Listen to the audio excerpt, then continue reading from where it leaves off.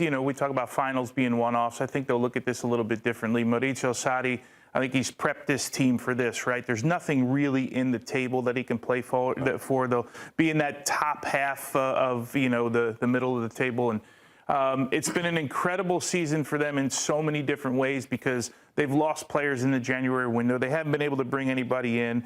For Christian Chivu, first-year manager, question marks about him. I think he's done a really good job. Winning a double's never a poor thing. I think the mark early in the season was they couldn't beat anybody at the top of the table, right? The mark later on in the season was they got knocked out by Buda Glimt, right? Which is a little bit unexpected for a team that went to the finals the year before. I don't think that they were ever contenders for Champions League. I think it's just the way that they went out that kind of was a bit of a mark for Christian Chivu. Can he get it done? Does he understand Europe? All of those questions that you would have with a first-time manager anyway. But they have a chance to win a double. Bastoni, who knows if he's going to be there? There's been transfer rumors about him for quite some time. Acerbi, again, the old guard. Augusto's been really, really good, in my opinion.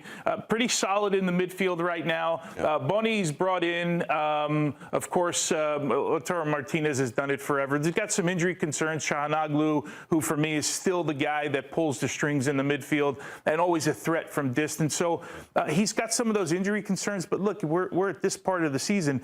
I would think when you look at the injury concerns here or the fact from a Lazio standpoint that they haven't been able to really bring anybody in, this certainly is the stronger team on paper. But again, in a final, you never know. There's going to be energy from the Lazio players. Sarri, I would imagine, has something cooked up for this side. So, and you talk about learning something on the weekend. Maybe you learned something there that you didn't know a week ago that you saw that can help you. But in finals, you just never know, right? We see it every final that's played, right? You can, more often than not, Champions League final last year with PSG, maybe notwithstanding, right? Because they got off to such a great start and then scored 5 goals against this side. But you can almost flip a coin at times. You were at the semi-final when they were able to beat Atalanta, and there was only 4,000 Lazio fans there, wasn't there? Because they were protesting ownership. And this past weekend in Serie A, when they played Inter, it was the same story. Will it be the same story at Stadio Olimpico in the final tomorrow?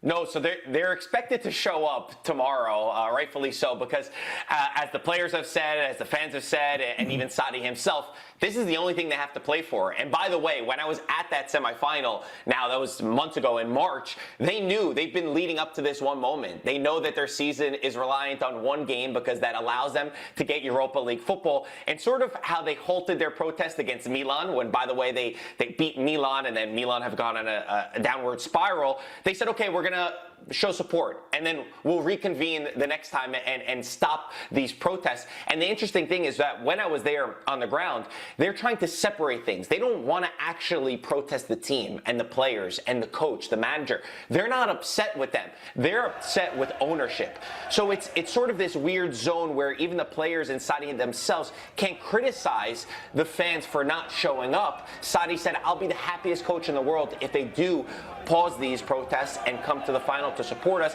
It's more about trying to change ownership and a long-term vision, but it's absolutely surreal to see that despite the season they've had, they're one game away from winning a trophy. Marco, it seems pretty fair to say that if Lazio don't win this trophy, their season would be a failure. If they don't manage to make it to Europe, how does Lazio move forward next season? Oh, man.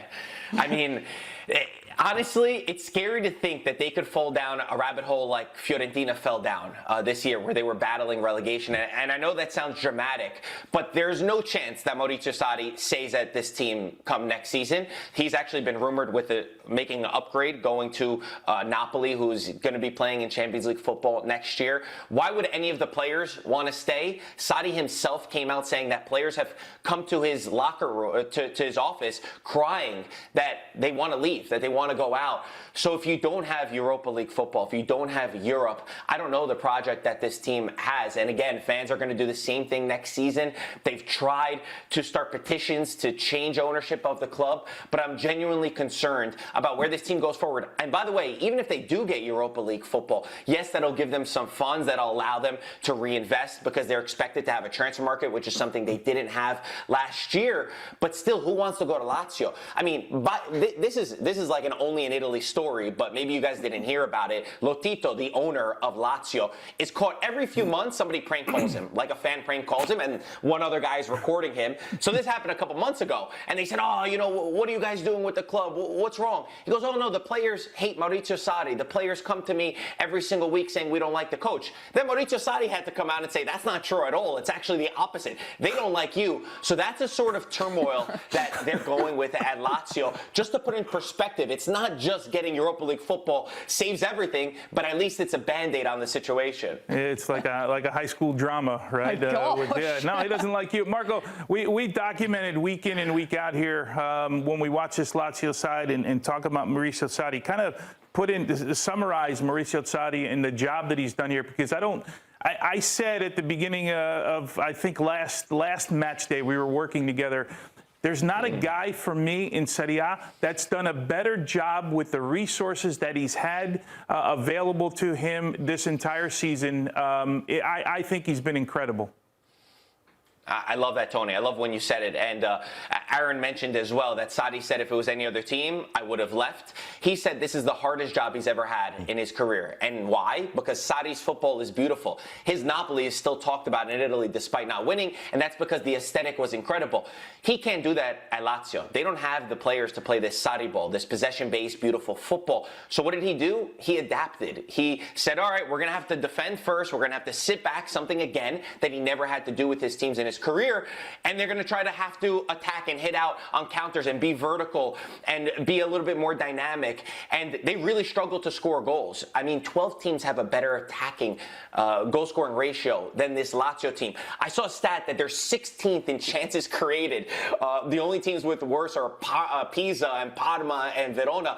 Just to put into perspective what he's been able to do. When they get into the final third, it's like they have no clear ideas. They don't have these attacking players that are made for Sarri ball. So the fact that they have actually gotten better throughout the year, and there's also some incredible buy-in from the squad. Against Atalanta in the semifinal, they had no business winning that match. Atalanta outplayed them. I don't know how Atalanta didn't score early on. Lazio scored on their first shot on target. So they've got this way about them. They've managed to put all these things together. You touched on Inter's injuries. Now they find themselves in a situation where Thuram might not start. Hakan might not start. The final's in your home. The fact that he could win a trophy is absolutely incredible. You mentioned it once again, Tony, that the best coach in Italy will go to the team who wins the Scudetto. It'll be Christian Chivu, but second should be Maurizio Sarri. Lovely stuff, Marco. Thank you very much. Excited to see you on the coverage tomorrow of this final, and that is Lazio taking on Inter Milan. Kickoff is at 3 p.m. Eastern, and you can watch that here on Paramount+. Thanks for watching this video from Morning Footy. For all news and insights regarding leagues around the world like EFL, Serie A, and all UEFA competitions, both men's and women's, don't forget to sign up for Paramount+.